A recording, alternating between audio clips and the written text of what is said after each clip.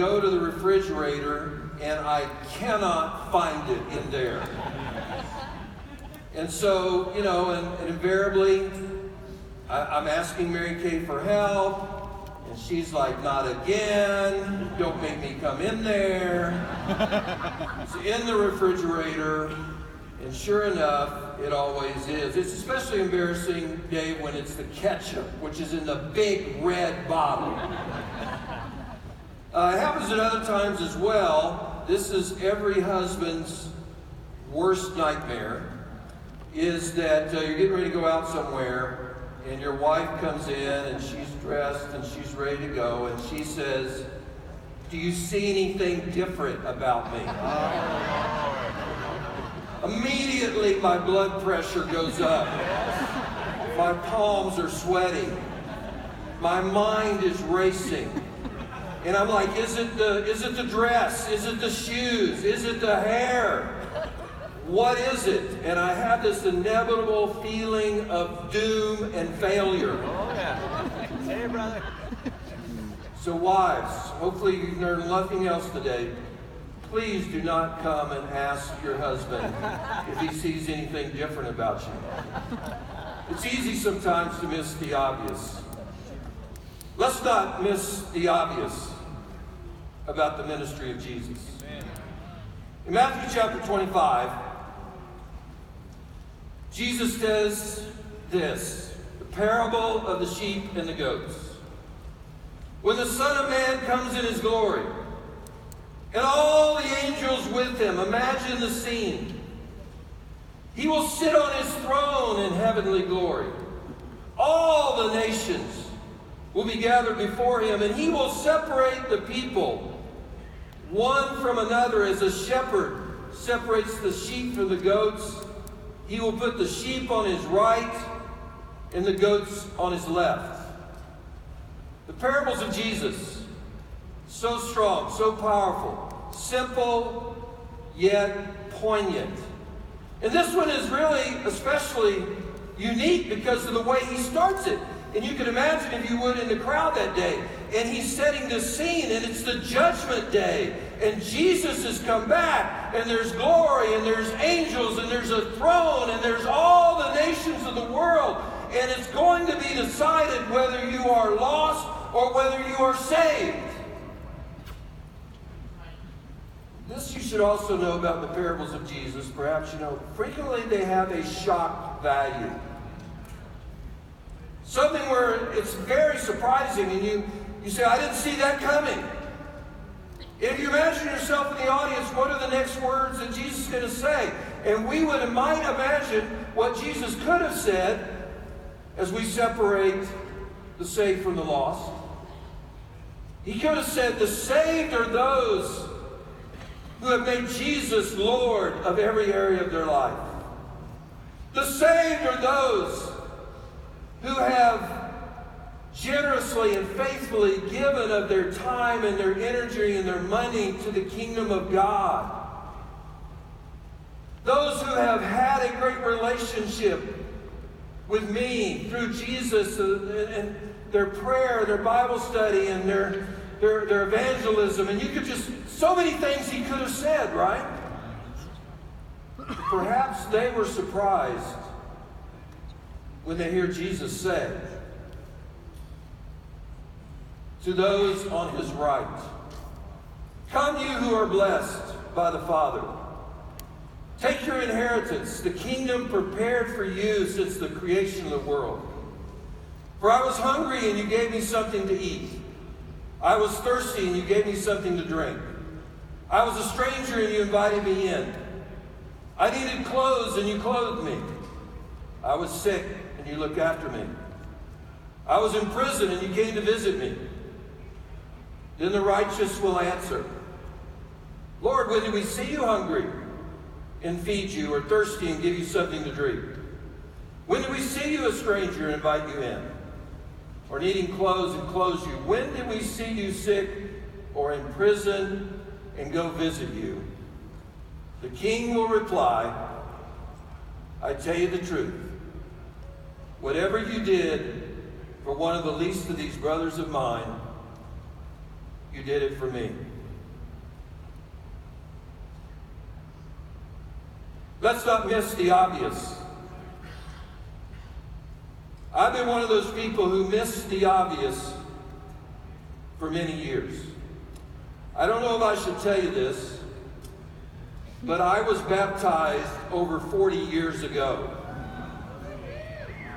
I don't want to hear how many of you say, I know you're thinking right now, I wasn't even born then. Bad-hearted, evil people. I've been in the paid ministry, leading churches for over 37 years.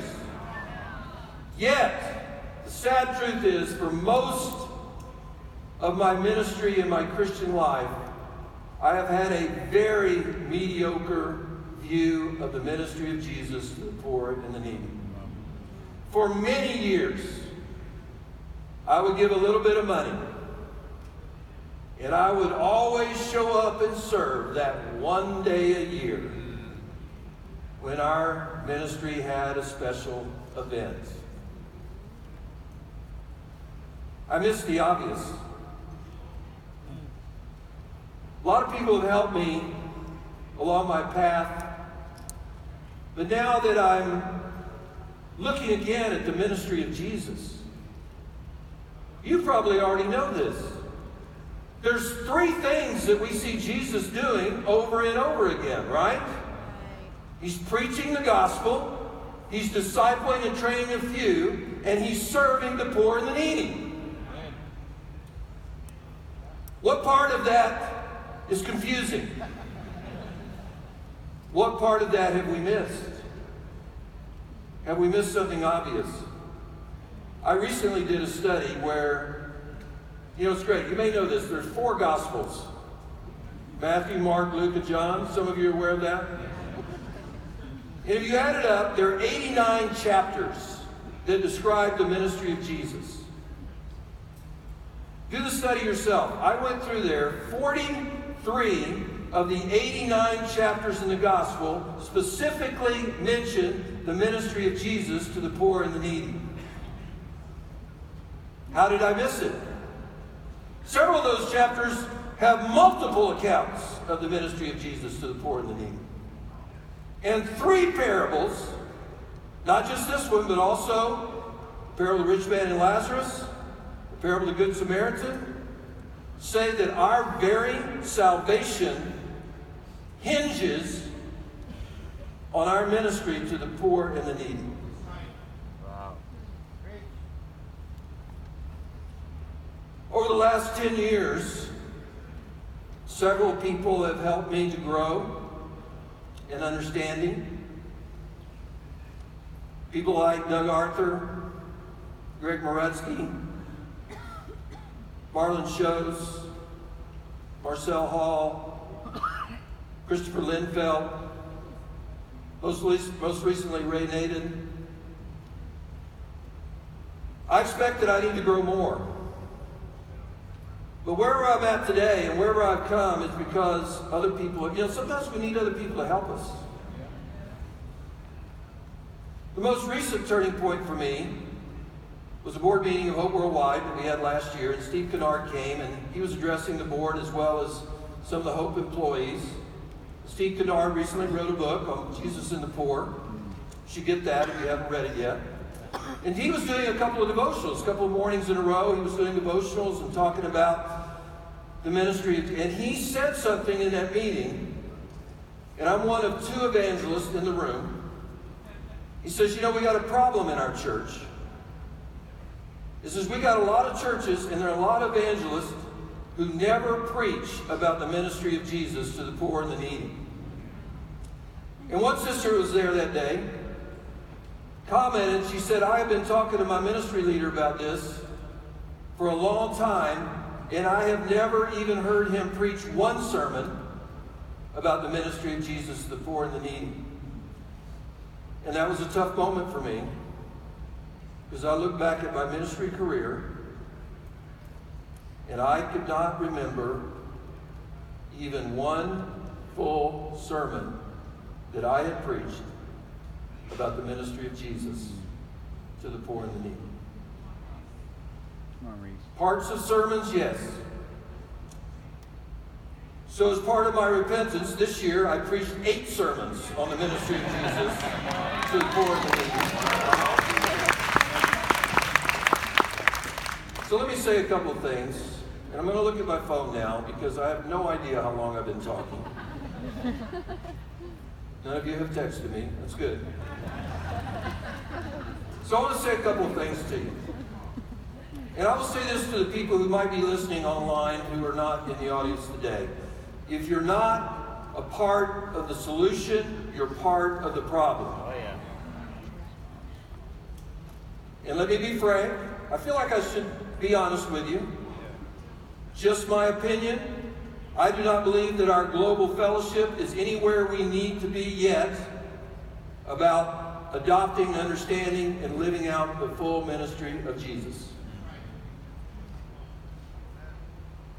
I think we got a ways to go.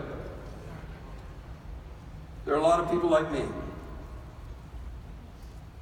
who maybe still are missing the obvious. The other thing I want to say to you is, don't give up on your evangelist. Don't give up on your church leader. They're on their journey.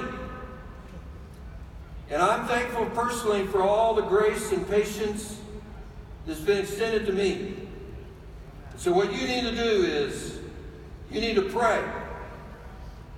You need to be a great example in your home church. And you may need to have significant conversations. Nothing wrong with that. Those people I listed that have had influence on me, there were significant conversations. You need to go and ask your ministry leader, if you feel like they're not where they need to be, ask them to go serve with you. That's what Marlon shows. And some of those names I mentioned you might know. Marlon shows, you go, I don't know who he is. He's a small group leader in my ministry.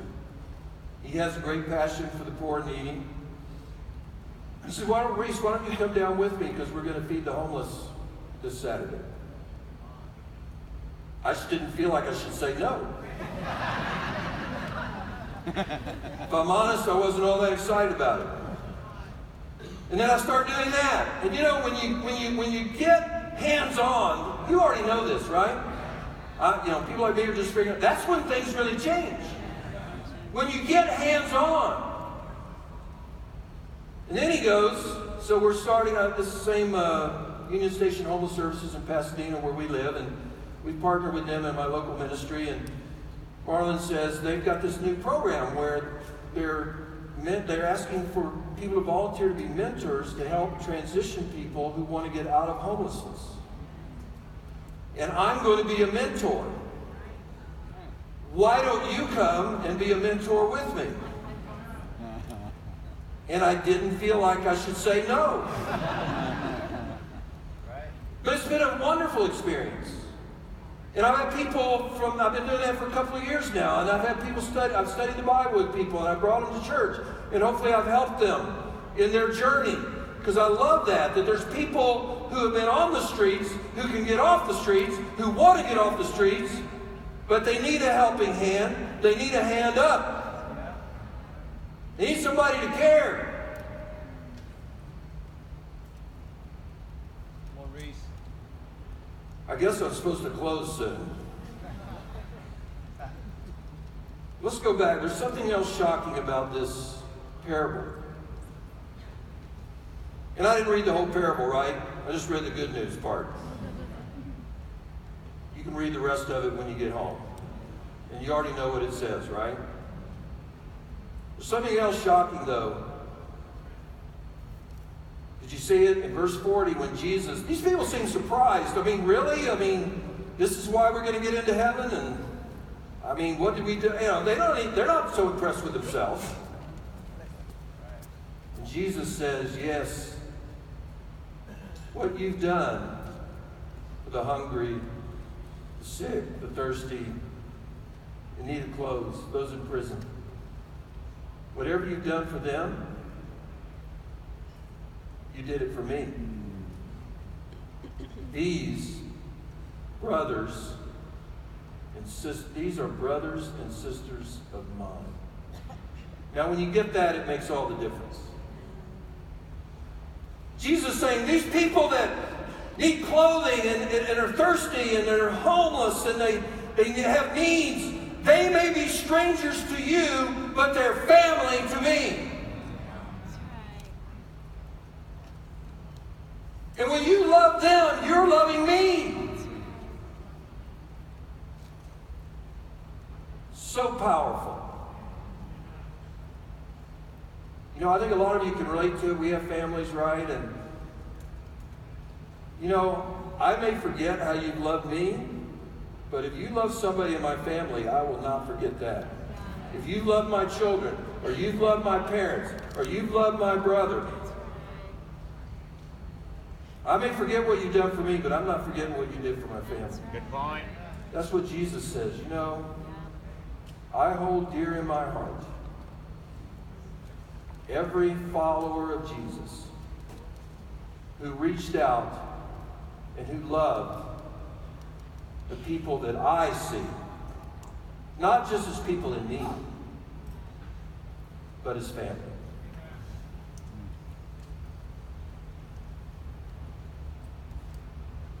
This is Jesus. This is the ministry of Jesus. And we are here. God bless. Wow.